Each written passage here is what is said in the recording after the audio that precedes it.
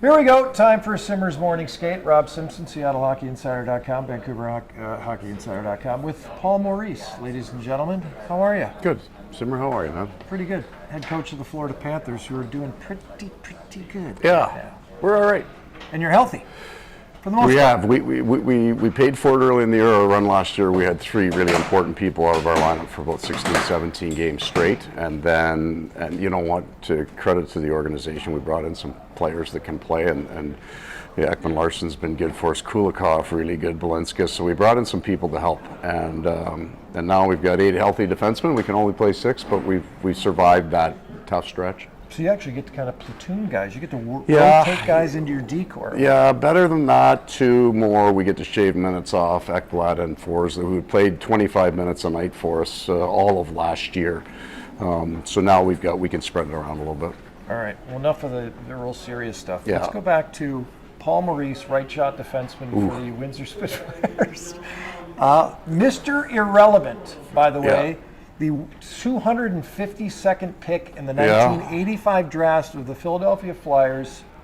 Right, last player drafted. Last player drafted. What was your strongest suit as a right shot defenseman in junior hockey, would you say? Oh, I didn't have one. There wasn't one piece of my game that would have ever led you to think that there would be anything beyond junior hockey. Not one thing, except I was interested in it. I liked the game. Like, I liked not so much the tactics, but the whys of it. And my dad asked me when I was 18 years old, I'm playing for the Spitfires, right? I still haven't fully understood that it's over. Right. But he said, have you ever considered coaching? And I thought that was the most asinine thing. That's a horrible idea. Why would I ever want to coach? But I think he had seen me play enough. Yeah. He had a pretty good idea it wasn't going to be playing, so coaching was there. And you started not long after. Right. By the way, here's a trivia question. I know you've got one for me. You're the most successful hockey person that was the last pick overall in 12 rounds. Right. German Titov was the most successful player. He had about 640 games and 150 odd goals as a player taken dead last in 12 rounds. I think he was 93. Okay. So it would be you two guys. But you have a trivia question as it relates And to what Andy Brickley? Andy Brickley. Last player picked? Yeah, and here's something about him. But he wouldn't have played as many games as Titov. I don't know if there's many rounds then. Right. I don't think there was. Right. And the weird thing about it is Bob Beers, who's the color guy in Boston, those two guys were picked at the exact same selection in 2 separate seasons. Wow. How weird is that? There you go. Tell me about your Windsor Spitfires trivia. There are 5 former NHL head coaches, and at one time all of them were head coaches in the NHL at the same time, that were Windsor Spitfire captains. And they would be? Joel Quenneville, Claude Julien, myself, Pete DeBoer, DJ Smith. Damn. That's a pretty good one. That is pretty good.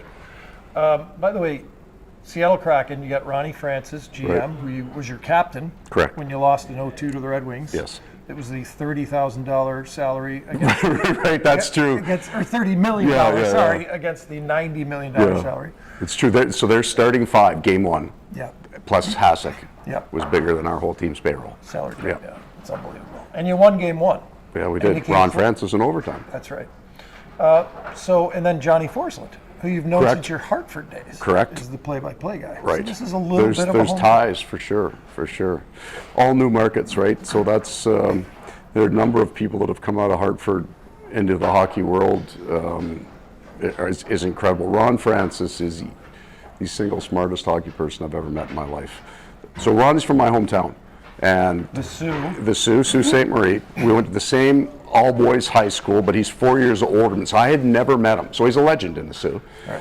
But I had never met the man until we signed him. So I watched the playoffs very closely. They had lost to Montreal in the second round. I can't remember who the first round was. So the first time meeting, I said, we were just talking. Tell me about the playoffs. And he took me through the playoffs, and I realized, I missed half of what he already, he was talking about the adjustments they made, the changes in the neutral zone, the line matchups, and I realized, I'm out of my depth here. I learned so much more from him as a captain. He'd come in and talked about the game and what he saw. He's brilliant. Easily the smartest hockey man I've ever met. Very nice. Paul Maurice, at one point the head coach of the Toronto Maple Leafs, twice the head coach of the Carolina Hurricanes, and 9 years in Winnipeg. Yeah, By the way, yeah. the weather, I mean, It's a little bit, yeah, there's about a 100-degree swing you ever there. get time to chip You the know what's pot? funny about the National League, and you'll know this, it almost doesn't matter. Like, we loved our time in Winnipeg. Like, I like the outdoors, I like to fish, so that was awesome. And then you get down to Florida and you go, well, I can do the same thing here. It's just, you wear shorts. Right. So, it's good life. Your agent is telling us that we've run a little over. So, She's the boss. Paulie. Yeah, pleasure, Simmer. All right, Pleasure. take care. Awesome. Thank you.